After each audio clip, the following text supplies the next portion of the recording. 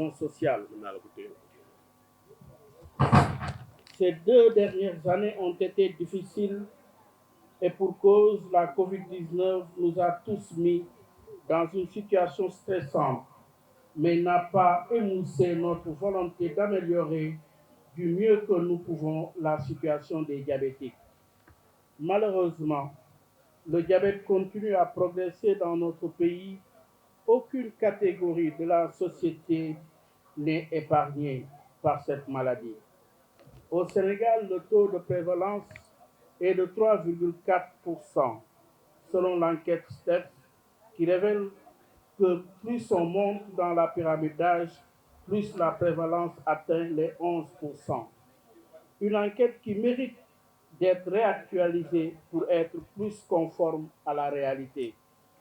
Madame le ministre de la Santé et de l'Action sociale, les diabétiques portent le poids d'un double fardeau, celui de la précarité. Il urge que l'État du Sénégal, à l'instar des autres pays, facilite l'accès des médicaments en finançant l'essentiel des produits. Nous le savons que pour le diabète de type 1, Madame le ministre de la Santé et de l'Action sociale, notre combat ne s'arrête pas là, surtout que l'ennemi principal du diabète, c'est l'ignorance des facteurs annonçant le diabète. La prévention doit demeurer le moteur de notre action. Prévenir vaut mieux que guérir. Nous devons sans relâche continuer à investir les réseaux sociaux comme le font déjà les antennes régionales représentées ici par leurs présidents respectifs. Le programme M-Diabète aussi, qui en tout cas pour l'instant atteint plus de 1000 adhérents et justement est en train de nous donner satisfaction. C'est également le cas du M-Ramadan qui est une parfaite illustration de la réussite. Ces résultats encourageants ne doivent pas nous confiner dans une attitude d'autosatisfaction. Il nous faut toujours élargir nos réseaux de diffusion pour beaucoup plus d'impact. En conclusion, il nous faut vivre avec le diabète en respectant les mesures de prévention. Quand je parle de mesures de prévention, la COVID-19 n'est pas encore terminée. C'est la raison pour laquelle je lance un appel aux diabétiques de l'association ou non de respecter encore les mesures d'hygiène, surtout la distance à préserver pour mériter et préserver votre santé. Vive le 14 novembre. Le 14 novembre est un acte de solidarité et d'entraide, mais aussi de compréhension envers tous les diabétiques. Que disent les Espagnols, la lucha continua, que la lutte continue. Monsieur le préfet, je voudrais vous dire que nous sommes davantage assurés parce que nous voyons toujours à nos côtés ces grands élus de notre pays parce qu'ils ont compris très tôt que la santé était une conférence transférée. Monsieur le président de l'Association sénégalaise de soutien et d'assistance aux diabétiques ASAD, cher frère Baye Oumar Gueye, et à travers vous, tous les membres et responsables des antennes régionales de l'ASAD, Mesdames, Messieurs les directeurs généraux, directeurs et chefs de service, Madame le médecin-chef de la région médicale de Dakar, Monsieur le médecin-chef du cycle sanitaire de Yeumbeul, mais également à travers vous, je voudrais remercier solennellement ici l'ensemble des professionnels de la santé, aussi bien techniques, mais également personnels d'appui. Madame le professeur Alassar, représentant ici l'ensemble des professionnels de la santé autour donc de la prise en charge du diabète, mais également de la prévention et de la promotion. Chères sœurs, merci pour tout ce que vous êtes en train de faire. Mesdames, Messieurs les représentants des partenaires au développement, ici donc notre cher ami Dr Russi, chef de file des partenaires par l'Organisation mondiale de la santé.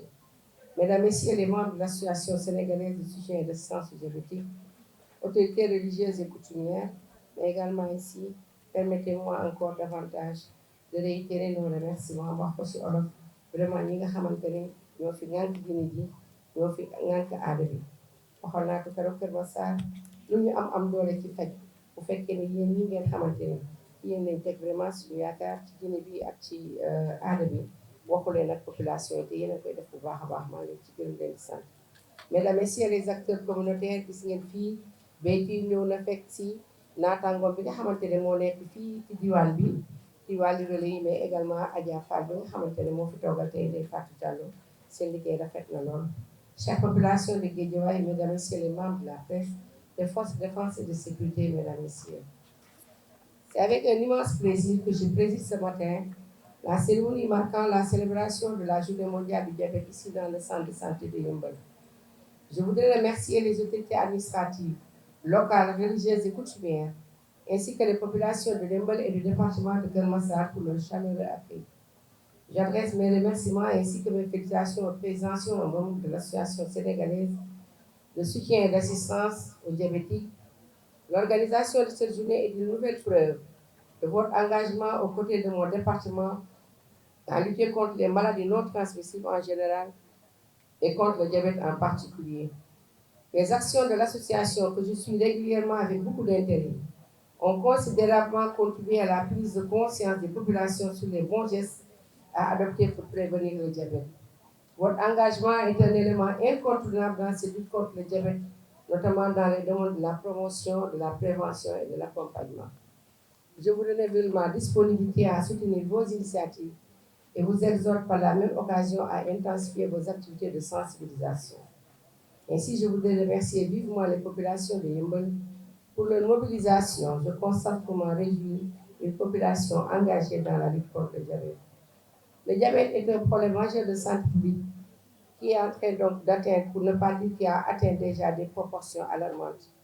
En effet, en 2022, l'OMS l'a dit tout à l'heure, de même que donc le président Bayoumi, selon la Fédération internationale du diabète, près d'un demi-milliard, à savoir 537 millions de personnes étaient atteintes de diabète dans le monde, soit un adulte sur 10 âgé de 20 à 79 ans. D'après les projections, en 2045,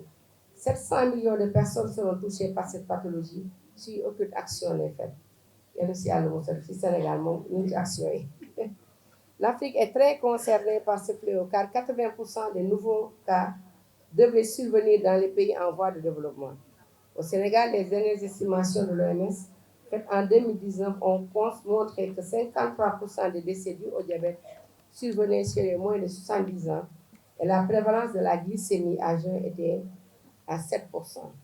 Les données de la première enquête STEP, je pense que c'était en 2015, ont fait état de 44% de la population adulte ne connaissait pas leur statut de diabète,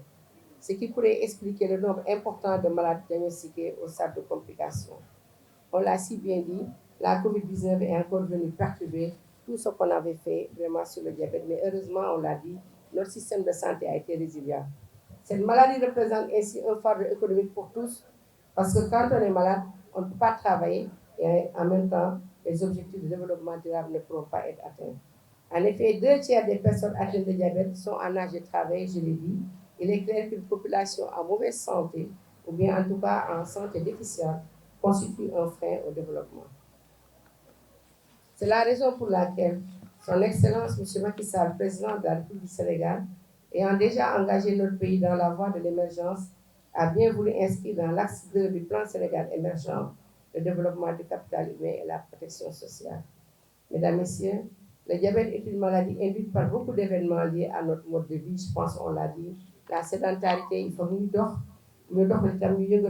l'alimentation, je pense que je ne vais pas y revenir. On mange trop gras, trop salé, trop sucré.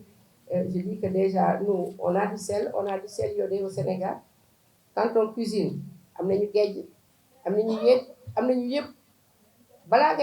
boo sóoree sax balaa ngay def dara boo mosee da ngay gis ne ceeb bi sauce bi déjà dafa am xorom dafa sax déjà xorom ñun ñëpp dañuy rosi tere nañuy rosi bay bugg a dee mais dama yaakaar ne rosi dafa bokk ci ñun mais yaakaar naa ne suñu jonga mi toog moom bàyyi nañu rosi loolu yëpp ne bu booloo ñu dellu si léegi suukar gis naa léegi ñu def suukar gis naa ñu def raisin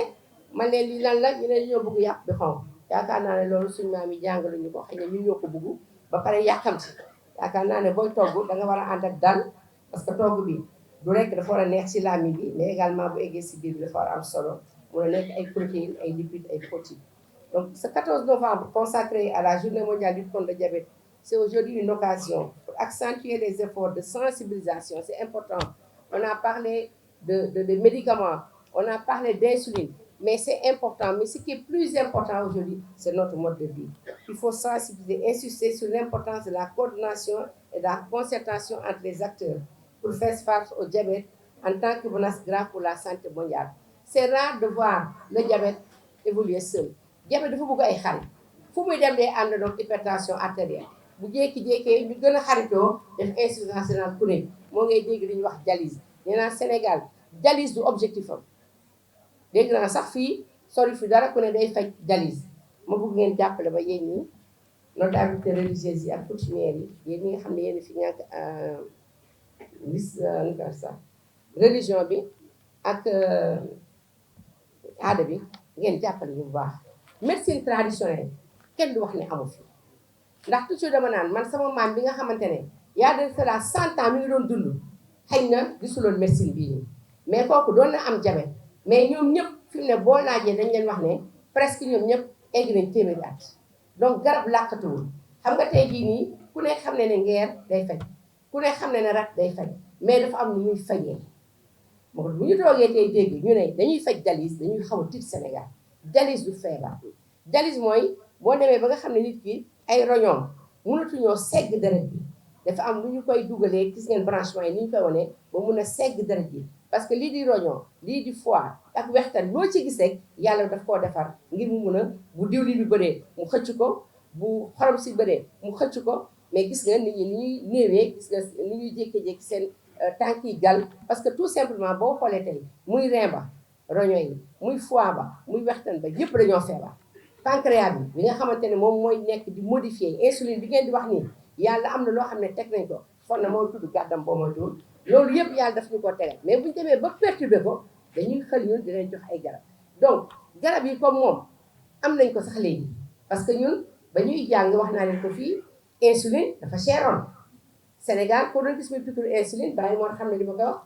gënoon na fi cher nii mais Sénégal dafa dem ba nga xamante ne dafa jël sax suppali insuline bi léegi ñun insuline humaine lañ am au niveau du Sénégal ba pare subventionné ko Baye Omar sama frère sama càmmiñ yaa ngi ñi nga àndal ñëpp dama lay wax rek ne lépp lu ñu subventionné Sénégal foog ñu jàpp ko parce que ñu ngi may wax léeg-léeg ne da ngay gis ku dem ci pharmacie yi jënd fa insuline boo xam ne dafa bëri kooku lu mu koy doyee léeg-léeg sax dañ ñaan kooku nekkul diabète donc bu état subventionné dara def ci gafakaam dañuy fexe ba garab googu du génn suñuy frontière bëri nañ teraanga trop nag mais suñu garab yi rek Sénégal teraanga bi moom la yem fii Sénégal ku feebar beneen dëkk mun ngaa ñëw waaye bu suñu garab yi dem foofu lu bëri parce que bu demee foofu lu bëri dafa am perturbation bi nga xam ne moom lay def ci budget Sénégal donc loolu maa ngi ñaan asar xam naa yeneen ciy def parce que bërki démb rek wax nañ ma ne ma léeg-léeg ñu gis ci pharmacie wala ku ñëw hôpital xam nga docteur bii docteur Dieye mii boo ñëwee tey nekk benn nit condom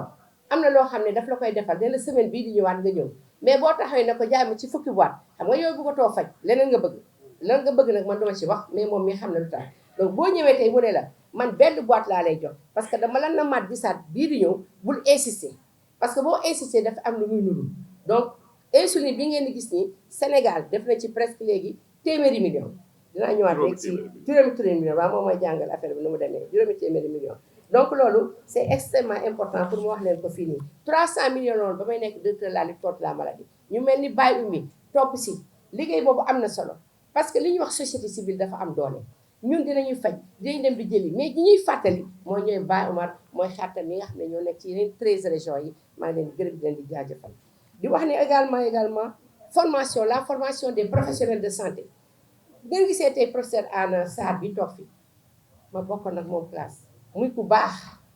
ku bëgg liggéey ci diabète ba ñu génnee ba léegi diabète rek lay liggéey loolu yàlla dafa am lu ñu ko def